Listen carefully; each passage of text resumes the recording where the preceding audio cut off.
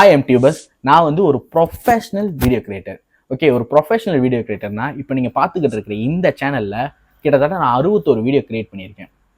புரியுது? ஒரு professional video எடிட்டருக்கு வந்து 61 வீடியோ அப்படின்றது ரொம்பவே குறைவு தான்.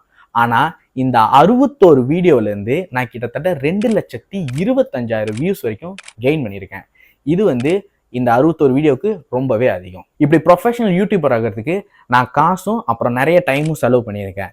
பட் இந்த வீடியோவில் நீங்கள் எதையுமே செலவு பண்ணாமல், காசும் சரி டைமும் சரி, இது எதையுமே செலவு பண்ணாமல் அதெல்லாம் என்னென்ன ஆப்ஸ்ன்னு தெரிஞ்சுக்க போகிறீங்க. இப்போ இந்த வீடியோவில் சொல்ல போகிற ஆப்ஸ் எல்லாம் வந்து யூடியூபருக்கு வந்து ஹெல்ப்ஃபுல்லாக இருக்க போகுது. ஆனால் லாஸ்ட்டாக ஒரு ஆப் வச்சுருக்கேன். நீங்கள் என்ன ப்ரொஃபஷனல் இருந்தாலும் அது வந்து உங்களுக்கு ஹெல்ப் பண்ணும். இப்போ பார்த்தீங்கன்னா வந்து இந்த வீடியோ இந்த யூடியூப் அப்படின்றது வந்து என்னோட பார்ட் டைம். ஆனால் ஃபுல் டைமாக வந்து நான் ஒரு சேல்ஸ்மேனாக இருக்கேன். என் சேல்ஸ்மேனுக்கும் அந்த ஆப் வந்து ரொம்பவே ஹெல்ப்ஃபுல்லாக இருக்குது. ஸோ அது என்ன ஆப் அப்படின்றத வீடியோட லாஸ்ட்டில் சொல்கிறேன். ஸோ வீடியோ ஃபுல்லாக பாருங்கள். ஃபர்ஸ்ட், ஒரு வீடியோ கிரியேட்டர் அப்படின்னு எடுத்துக்கிட்டிங்கன்னா அவங்க வந்து நிறைய எழுதணும். ஸ்கிரிப்ட் எழுதணும், ஷார்ட் லிஸ்ட் எழுதணும், இந்த மாதிரி நிறைய விஷயங்கள் எழுதணும். நான் வந்து ஸ்கிரிப்ட் எழுதுறதுக்கும் ஷார்ட் லிஸ்ட் எழுதுறதுக்கும் 2 ஆப் யூஸ் பண்ணுவேன். ஃபர்ஸ்ட் வந்து கூகுள் டாக்குமெண்ட், செகண்ட் என்னன்னு பார்த்தீங்கன்னா கூகுள் கீப். ஆக்சுவலி இப்போ வந்து நிறைய கிரியேட்டர்ஸ் வந்து ஸ்கிரிப்ட் எழுதுறதுக்கும் சரி, ஷார்ட் லிஸ்ட் எழுதுறதுக்கும் சரி, நோஷன் அப்படின்ற ஒரு ஆப் தான் வந்து பெஸ்ட் ஆப்னு சொல்லுவாங்க. ஃபர்ஸ்ட் ஆஃப் ஆல் வந்து நான் இந்த வீடியோ கிரியேஷன் ஜேர்னியை ஸ்டார்ட் பண்ணும்போது நான் வந்து நோஷனில் தான் ஸ்டார்ட் பண்ணேன். நோஷன் வந்து ரொம்பவே காம்ப்ளிகேட்டடாக இருக்கும்னு சொல்கிறத தாண்டி அது வந்து ரொம்ப ப்ரொஃபஷனல் யூஸ் பண்ணுறது மாதிரி இருக்கும். ஸோ நீங்கள் வந்து ஒரு நிறைய டாக்குமெண்ட் எழுதி, நிறைய ஸ்கிரிப்ட் எழுதி, ஷார்ட் லிஸ்ட் எழுதி பழகிருந்தீங்கன்னா உங்களுக்கு நோஷன் வந்து ரொம்ப ஈஸியாக இருக்கும். ஆனால் நீங்கள் இப்போ தான் கான்டென்ட் கிரியேஷன் ஜேர்னியை ஸ்டார்ட் பண்ண போகிறீங்கன்னா கூகுள் டாக்குமெண்ட்டும் கூகுள் கீப்பும் ரொம்பவே பெஸ்ட்டு. இப்போ கூகுள் கீப் அந்த ஆப்பை பற்றி பார்ப்போம். கூகுள் கீப்பை நான் என்னத்துக்கு யூஸ் பண்ணுவேன்னு பார்த்தீங்கன்னா ஷார்ட் லிஸ்ட் எடுக்க. ஓகே, இப்போ வீடியோ எடிட் பண்ணுற எல்லாருக்குமே வந்து ஒரு டிப்ஸ், இது வந்து ரொம்ப முக்கியமான டிப்ஸ். என்னன்னு பார்த்தீங்கன்னா, வீடியோ எடிட் பண்ண ஸ்டார்ட் பண்ணும்போது நான் ஒரு வேலை செஞ்சேன். என்னன்னு பார்த்தீங்கன்னா, வீடியோவை எடுத்துடுவேன், எடிட்டிங் டேபிள் போயிடுவேன். டேபிள் போயிட்டு அங்கே எல்லாத்தையும் கட் பண்ணிட்டு அப்புறம் வந்து நான் யோசிப்பேன் இதுக்கு என்ன பீரோல், இதுக்கு என்ன பீரோல் கொடுக்கலான்னு. ஸோ இது எவ்வளோ பெரிய தவறுன்னு எனக்கு பின்னால் தான் புரிய வந்துச்சு. இதுக்கு முன்னாடி நான் வந்து நிறைய பேர் வந்து எனக்கு என்ன சொன்னாங்கன்னா, வீடியோ எடுக்க போகிறேன்னா எல்லாத்தையும் டாக்குமெண்ட் பண்ணிடு, பீரோல்லேருந்து எல்லாத்தையும் டாக்குமெண்ட் பண்ணிடு, அப்போ தான் எடிட் பண்ணும்போது உனக்கு வந்து ஈஸியாக இருக்கும் நிறைய பேர் சொன்னாங்க. எடிட் பண்ணுறது நம்ம எல்லாருக்குமே தெரியும், அது வந்து ரொம்பவே வந்து டைம் அப்புறம் வந்து எனர்ஜி கன்சியூம் பண்ணுற ஒரு வேலை. அது பீரோவில் எதுவுமே டாக்குமெண்ட் பண்ணாமல் எடிட்டிங்கில் பார்த்துக்கலாம் அப்படின்னு போனீங்கன்னா கண்டிப்பாக வந்து வீடியோ வந்து ரொம்பவே டிலே ஆகும். நீங்கள் ரொம்பவே வந்து ரொம்ப டயர்ட் ஆயிடுவீங்க. நான்லாம் முன்ன வந்து ஒரு 8 நிமிஷம் வீடியோவை 1 நிமிஷம் எடிட் பண்ணுறது எனக்கு அப்படியே எனர்ஜிலாம் ட்ரெயின் ஆகி நான் போய் படுத்துருவேன். அந்த அளவுக்கு வந்து நான் யோசிப்பேன், இங்கே இந்த பீரோல் போடலாமா, இந்த பீரோல் இங்கே போடலாமா இப்படின்னு யோசிக்கும் போது என்னோட எனர்ஜி இன்னுமே கன்சியூம் ஆகும். ஸோ உங்களுக்கெல்லாம் கொடுக்குற ஒரு டிப்ஸ் என்னன்னு பார்த்தீங்கன்னா, வீடியோ எடிட் பண்ண போகிறீங்க அப்படின்னா எல்லாமே டாக்குமெண்ட் பண்ணிடுங்க. ஸோ அதுக்கு வந்து இந்த டாக்குமெண்ட் பண்ணுறது கூகுள் கீப் வந்து ரொம்பவே வந்து ஹெல்ப்ஃபுல்லாக இருக்கும். என்னென்ன ஷார்ட் எடுக்கணும் அப்படின்னு சொல்லி நம்ம எல்லாத்தையுமே வந்து டிக் பாக்ஸ் ஸ்டைலில் வச்சுருக்கலாம். ஸோ கூகுள் கீப் வந்து ஷார்ட் லிஸ்ட் அப்படின்னு வரும்போது ரொம்பவே ஹெல்ப்ஃபுல்லாக இருக்கும். இப்போ கூகுள் டாக்குமெண்ட்டும் கூகுள் கீப்பையும் யூஸ் பண்ணுறதுக்கு முக்கியமான காரணம் என்னென்னு பார்த்தீங்கன்னா அதோட ஈக்கோ சிஸ்டம். ஓகே, ஈக்கோ சிஸ்டம்னா எப்படி ஒர்க் ஆகுன்னு பார்த்தீங்கன்னா, ஸோ வீட்டில் வேலைக்கு போகிறதுக்கு முன்னாடி நான் ஸ்கிரிப்ட் எழுத ஆரம்பிச்சிடுவேன். ஸோ ஸ்கிரிப்டை எழுதிட்டு அந்த ஸ்கிரிப்டை வந்து ஃபுல்லாக முடிக்க முடியாது. ஸோ அப்போ வேலை எடுத்துக்கு போய் அங்கே கண்டினியூ பண்ணலான்னு நினைப்பேன். அப்போ நான் என்ன செய்வேன்னு பார்த்தீங்கன்னா, அங்கே போய்ட்டு ஃபோனில் எடிட் பண்ணுவேன். ஓகே, இந்த ஃபோனில் எடிட் பண்ணுறதுக்கு எப்படி ஹெல்ப்ஃபுல்லாக இருக்குன்னு பார்த்தீங்கன்னா, இந்த கூகுள் கீப்பும் கூகுள் டாக்குமெண்ட்டும் யூஸ் பண்ணுறதுக்கு உங்களுக்கு ஒரு ஜிமெயில் தேவை. அந்த ஜிமெயில் உங்கள் ஃபோன்லேயும் நீங்கள் லாகின் பண்ணி வச்சிருக்கணும், உங்களோட மேக்லையும் லாகின் பண்ணி வச்சிருக்கணும். இப்போ நான் கூகுள் டாக்குமெண்ட் வெப்சைட்டில் போயிட்டு அந்த திறந்து நான் என்னென்ன எடிட் பண்ணுறேனோ அது வந்து ஆட்டோ சேஃப் ஆயிடும். அப்புறம் நான் வேலைக்கு போயிட்டு ரெஸ்ட் டைமில் வந்து நான் வந்து ஸ்கிரிப்ட் எழுதும்போது என்ன செய்வேன்னா, என்னோட கூகுள் டாக்குமெண்ட் ஆப் ஓப்பன் பண்ணுவேன். அங்கே வீட்டில் நான் என்னத்தை எழுதி சேவ் பண்ணணும் அது வந்து ஃபோனில் இருக்கும். ஸோ நான் கண்டினியூஸாக வந்து வேலை இடத்துல உட்காந்தும் எனக்கு டைம் கிடைக்கும் போது எல்லாத்தையும் வந்து நான் ஸ்கிரிப்ட் எழுதுறதுக்கு ட்ரை பண்ணுவேன். ஸோ இந்த மாதிரி இருக்கும்போது எனக்கு வந்து அது ரொம்பவே ஹெல்ப்ஃபுல்லாக இருந்துச்சு. நான் எல்லா லேப்டாப்பையும் ஒரே இடத்துக்கு தூக்கிட்டு போகணுன்ற அவசியம் இல்லை. என்னோட எந்த டிவைஸ் என் கூட இருந்தாலும் நான் அதில் வந்து ஸ்கிரிப்ட் எழுத முடியும். ஸோ இதை யூஸ் பண்ணுறதுக்கு முக்கியமான காரணம் என்னன்னு பார்த்தீங்கன்னா இதோட ஈக்கோ சிஸ்டம் தான். ஸோ நீங்கள் இப்போ தான் கான்டென்ட் கிரியேஷன் ஜேர்னியை ஸ்டார்ட் பண்ணுறீங்கன்னா கூகுள் டாக்குமெண்ட்டும் கூகுள் கீப்பையும் வந்து யூஸ் பண்ண ட்ரை பண்ணுங்கள். அது ரொம்பவே சிம்பிளாக இருக்கும். சிம்பிளாக இருந்தால் உங்களுக்கு வந்து அது அக்சஸ் பண்ணுறதுக்கு ஈஸியாக இருக்கும். எடிட்டிங்னு வரும்போது இது வந்து என்னோட ஃபேவரட் பார்ட். அது மட்டும் இல்லாமல் கான்டென்ட் கிரியேஷனில் வந்து இது ரொம்பவே வந்து ஒரு முக்கியமான பார்ட். எனக்கு எடிட்டிங்கில் எப்போ வந்து எனக்கு வந்து இன்ட்ரெஸ்ட் வந்துச்சுன்னா, காலேஜ் முடிச்சுட்டு இந்த வீடியோலாம் எப்படி செய்கிறாங்க, எப்படி இந்த அனிமேஷன்லாம் செய்கிறாங்க அப்படின்றத கற்றுக்கிறதுக்கு யூடியூப் வீடியோலாம் நிறைய பார்ப்பேன். அப்போ ஃபர்ஸ்ட் வந்து நான் இன்ஷாட் அப்படின்ற ஒரு ஆப்பை யூஸ் பண்ணி ஒரு வீடியோ ஒன்று க்ரியேட் பண்ணேன். அதை க்ரியேட் பண்ணதுக்கப்புறம் பேசிக் எல்லாமே வந்து இன்ஷாட்டில் கற்றுக்கிட்டேன். ட்ரான்ஸ்லேஷன், அப்புறம் வந்து கட்டு, இதெல்லாமே வந்து நான் இன்ஷாட்டில் கற்றுக்கிட்டேன். அப்புறம் ஒரு லாஜிஸ்டிக் கம்பெனியில் நான் வேலைக்கு போனேன். காலேஜ் முடிச்சுட்டு போகிற ஃபர்ஸ்ட் ஜாப். அந்த பாஸ் வந்து ராய டைமில் வந்து எல்லாருக்குமே வந்து அம்பா கொடுத்தாரு. அப்போ எனக்கு வந்து எவ்வளோ கொடுத்தாருன்னா, போன புதுசு தான், நான் நினச்ச ஒரு 50 அந்த மாதிரி தான் கொடுப்பாரு அப்படின்னு நான் நினச்சிருந்தேன். ஆனால் அவர் எவ்வளோ கொடுத்தாருன்னா 150 ரூபாய் கொடுத்தாரு. என்னோட மைண்ட் வந்து என்ன செஞ்சுன்னா, இந்த 150 ரூபாய் எடுத்து போயிட்டு பேங்க்ல வச்சுக்குவோம் அப்படின்னு தான் முதல் தோணு. அப்போ நான் ரொம்ப காசை ரொம்ப சேர்த்து வச்சுக்கேன். அப்போ என்ன திடீர்னு தோணுச்சுன்னு தெரியல, 150 எனக்கு அப்போ ரொம்ப பெரிய காசு. அதை எடுத்து போயிட்டு இந்த ஆப் வாங்குவோன்னு சொல்லி லூமா ஃபியூஷன் அப்படின்ற ஒரு ஆப் வாங்கினேன். அந்த ஆப் வந்து 139 அந்த டைம்ல. ஸோ அது வந்து எப்படி சொல்லுவாங்கன்னா, ஒரு செமி ப்ரொஃபஷனல் வீடியோ எடிட்டிங் அப்படின்னு சொல்லுவாங்க. ஸோ அதை நான் எப்படியாவது வாங்கி ட்ரை பண்ணணும்னு சொல்லி அந்த காசு போட்டு வாங்கினேன். அதில் தான் வந்து நிறைய விஷயம் கற்றுக்கிறேன். இந்த கலரு, டெக்ஸ்ட்டு வந்து எப்படி க்ரியேட்டிவாக வைக்கிறது, அதுக்கப்புறம் ஆடியோ, எஸ்எஃப்எக்ஸ் இதெல்லாமே அந்த ஆப்பில் தான் கற்றுக்கிட்டேன். ரொம்பவே அது வந்து ரொம்ப ஒரு இன்ட்ரெஸ்டிங்கான ஆப்பு. எங்கள் அப்பா வந்து யூபிஎஃப் காசு, இங்கே இந்த யூபிஎஃப் காசை எடுத்து அவர் என்ன செஞ்சார்னா, எங்கள் வீட்டில் உள்ள சிப்ளிங்ஸ்க்குலாம் வந்து நிறையா பொருள்லாம் வாங்கி கொடுத்துட்டாரு. இப்போ எங்கள் அக்காவுக்கு வந்து சங்கிலியும், தம்பிக்குலாம் சங்கிலி வாங்கி கொடுத்து என்கிட்ட கேட்டார், உனக்கு என்ன வேணும் அப்படின்னு சொல்லி கேட்டார். அப்போ வந்து நான் சொன்னேன், அவர் என்னமோ கேட்குறாரு, அவரை அவாய்ட் பண்ணுறதுக்காக நான் என்ன சொன்னேன்னா, எனக்கு ஒரு ஐமேக் வேணும்ப்பா அப்படின்னு சொன்னேன். கம்ப்யூட்டர் போய் ஒரு 5000 கொடுத்து யாராச்சும் வாங்கி கொடுப்பாங்களா அப்படின்ற மைண்ட் செட்டில் நான் விட்டுட்டேன்.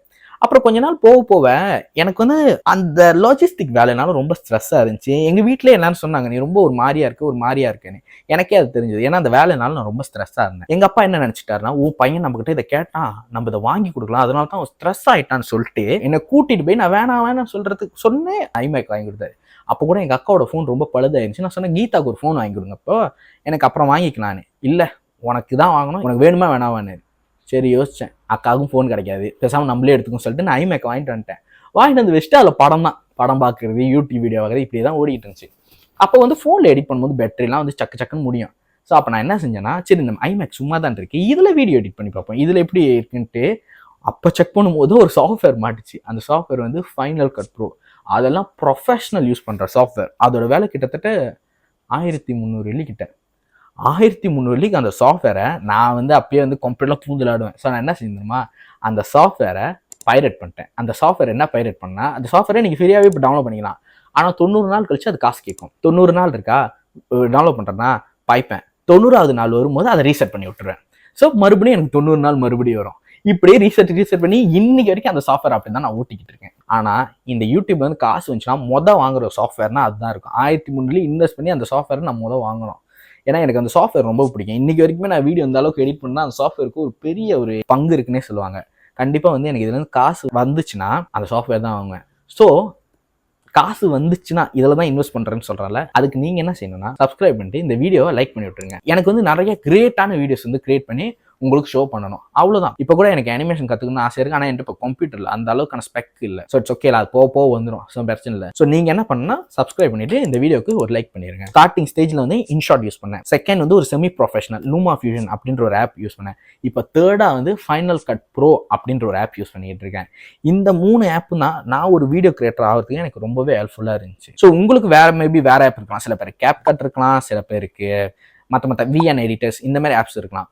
உங்களுக்குலாம் என்னென்ன ஃபேவரட் ஆப் அப்படின்னு சொல்லி மறக்காம கீழே கமெண்ட்ல சொல்லுங்க. இப்போ எடிட் பண்ணி முடிச்சிட்டிங்க, அடுத்து என்ன பண்ணுவீங்க? அப்லோட் பண்ணிட்டு போயிட்டே இருப்பீங்களா? சான்ஸே இல்லை. இதுக்கப்புறம் தான் வந்து நிறைய வேலை இருக்கு. ஒன்று வந்து டைட்டில் வந்து நீங்கள் சூஸ் பண்ணணும். டைட்டில் சூஸ் பண்ணுறதுக்கு எந்த ஆப்புமே தேவையில்ல, ஜஸ்ட் உங்கள் பிரெயின் இருந்தாலே போதும். இந்த வீடியோக்கு என்ன டைட்டில் வந்து சூட்டாக இருக்கும், இந்த வீடியோக்கு என்ன டைட்டில் வந்து ஆள் கிளிக் பண்ணுவாங்கன்னு நீங்கள் யோசிச்சிட்டிங்கனாலே கிட்டத்தட்ட வந்து உங்களுக்கு எல்லாமே வந்து செட்டில் ஆயிரும். ஆனால் தம்ப்நெயில் அப்படின்ற ஒரு விஷயம் இருக்குது. தம்ப்நெயில்னு வரும்போது அது ரொம்பவே முக்கியமான விஷயம். நீங்கள் என்னதான் வீடியோவில் பெரிய பெரிய அனிமேஷன், பெரிய பெரிய டிரான்சிஷன் எல்லாத்தையும் போட்டு கிரியேட் பண்ணிட்டு தம்ப்நெயிலை மொக்கையாக வச்சிட்டிங்கன்னு வைங்களேன், வீடியோ போடுறதுக்கு சான்ஸே இல்லை. 99% சான்ஸே இல்லை. ஒரு வீடு இருக்குது, ஓகே, ஒரு வீட்டு உள்ளே வந்து நீங்கள் வந்து ஜோக்கா என்னென்னமோ கட்டியிருக்கீங்க, கேரா வந்து ஸ்விம்மிங் பூல் அது இதுன்னு கட்டிட்டு முன்னுக்கு வாசல் வந்து கேவலமாக வச்சுருந்தீங்க, அப்படியே உடஞ்சி போன மாதிரி வச்சுருந்தீங்கன்னு வைங்களேன், வெளியேருந்து பார்க்குறவன் என்ன சொல்லலாம், வெளியவே இந்த நிலைமை உள்ள இன்னும் எப்படி இருக்குமோ அப்படின்னு சொல்லிட்டு போயிட்டே இருப்பான். அதே தான் எக்ஸாக்டாக யூடியூப் வீடியோவுக்கு நடக்கும். தம்ப்நெயில்னு வரும்போது நீங்கள் ரொம்ப கிரியேட்டிவாக, ரொம்ப அட்ராக்டிவாக அதை வந்து நீங்கள் கிரியேட் பண்ணி தான் ஆகணும். அதை கிரியேட் பண்ணல உங்களுக்கு வீடியோஸ் வந்து வியூஸ் போகுன்றது வந்து ரொம்பவே கஷ்டமாயிடும். நான் யூடியூப் ஸ்டார்ட் பண்ணதுலேருந்து இன்னைக்கு வரைக்கும் ரெண்டே ஆப் தான் யூஸ் பண்ணுறேன். ஒன்று பிக்சார்ட், இன்னொரு ஃபோன்டோ அப்படின்ற ஒரு ஆப்பு. ஓகே, பிக்சார்ட்டில் வந்து நான் கலரு, பிஎன்ஜி, அப்புறம் எஃபெக்ட் இதெல்லாமே போட்டு ஃபோட்டோவை வந்து நான் கிரியேட் பண்ணிடுவேன் பிக்சார்ட்டில். ஆனால் அதில் பிக்சார்ட்டில் வந்து இருக்கிற ஒரு பிரச்சனை என்ன பார்த்தீங்கன்னா, ஃபாண்ட்டுக்கு வந்து ரொம்பவே ரெஸ்ட்ரிக்ஷன் இருக்கும். நிறைய ஸ்டைலான எழுத்தெல்லாம் உங்களால் போட முடியாது. அப்போ நான் என்ன பண்ணுவேன்னா, பிக்சார்ட்டில் உள்ள பிக்சரெல்லாம் எடிட் பண்ணிட்டு ஃபோன்டோ அப்படின்ற ஒரு ஆப்புக்கு என்னோட தம்ப்நெயிலை வந்து அங்கே நான் மூவ் பண்ணிடுவேன். அங்கே நான் விதவிதமான ஃபாண்ட்ஸை வந்து கிரியேட் பண்ணி, கிரியேட்டிவான அட்ராக்டிவான ஃபாண்ட்ஸை கிரியேட் பண்ணி இன்றைக்கி வரைக்குமே தம்ப்நெயில் செஞ்சுக்கிட்டு இருக்கேன். ஸோ ஒருவேளை நீங்கள் வந்து யூடியூப்க்கு தம்ப்நெயில் செய்யணும் அப்படின்னு தேடிக்கிட்டு இருந்தீங்கன்னா ஃபோன்டோவும் பிக்சார்ட்டும் ஒரு பெஸ்ட் ஆப்ஷன். வீடியோவோட எண்டில் வந்து ஒரு ஆப் ஒன்று சொல்லியிருந்தேன். அது என்ன ஆப்னு பார்த்தீங்கன்னா ChatGPT. ChatGPTன்னு வரும்போது நான் ஒரு டியூட்டி ஃப்ரீ ஷாப்பில் சேல்ஸ்மேனாக வந்து நான் வேலை செய்கிறேன். அந்த வேலைக்கு தேவையான ப்ராடக்ட் நாலேஜு, அதுக்கப்புறம் பார்த்தீங்கன்னா கஸ்டமரோட சைக்காலஜி, இது எல்லாத்தையுமே வந்து அந்த ஆப் கிட்ட கேட்டு தான் நான் தெரிஞ்சுக்குவேன். அது வந்து ஒரு பெஸ்ட்டான ஏஐ. இதுக்கு முன்னாடி பார்த்தீங்கன்னா அது வெப்சைட் தான் இருந்துச்சு. ஆனால் இப்போ வந்து அதுக்கு ஒரு ஆப்பே லான்ச் பண்ணிட்டாங்க. ஸோ என்னை பொறுத்த வரைக்கும் நீங்கள் என்ன ப்ரொஃபஷனல் இருந்தாலும் சரி, உங்கள் ஃபோனில் இருக்க வேண்டிய ஒரு மஸ்ட் ஹேவ் ஆப் என்னன்னு பார்த்தீங்கன்னா ChatGPT தான். ஸோ இன்றைக்கி டவுன்லோட் பண்ணி சும்மா ட்ரை பண்ணி பாருங்க. அது நிறைய வந்து வித்தியாசமாக இருக்கும். உங்களுக்கு நிறைய விஷயம் அதுலேருந்து தெரியும். ஸோ நான் சொன்ன ஆப்பில் உங்களுக்கு எதெல்லாம் வந்து ஏற்கனவே நீங்கள் யூஸ் பண்ணிக்கிட்டு இருக்கீங்க, அது மட்டும் இல்லாமல் எது வந்து உங்களுக்கு புதுசாக இருக்குது அப்படின்றத மறக்காமல் கீழே கமெண்ட் பண்ணுங்கள். அதை நான் படித்தே தெரிஞ்சுக்கிறேன். ஏன்னா கமெண்ட்லாம் எனக்கு வந்து ரொம்ப வந்து முக்கியமான பாட்டு. அது எனக்கு ரொம்பவே இன்ட்ரெஸ்டிங்காக இருக்கும். ஸோ உங்கள் கமெண்ட்டை வந்து நான் ரொம்பவே எதிர்பார்த்துட்டு இருப்பேன். அது மட்டும் இல்லாமல் இந்த வீடியோ உங்களுக்கு பிடிச்சிருந்துச்சுன்னா, உங்கள் டைமையும் எனர்ஜியும் இது வேஸ்ட் பண்ணாமல் இருந்துச்சுன்னா மறக்காமல் ஒரு லைக் பண்ணுங்கள். அப்போ தான் இந்த வீடியோ நிறைய பேர்கிட்ட காட்டும். நிறைய பேர் நிறைய விஷயம் தெரிஞ்சுக்குவாங்க. ஸோ இன்னொரு வீடியோவில் பார்க்குறேன். பாய். நிப்பாட்றா. இந்த வீடியோ உங்களுக்கு அதெல்லாம் முதல் சொல்லிடுச்சு.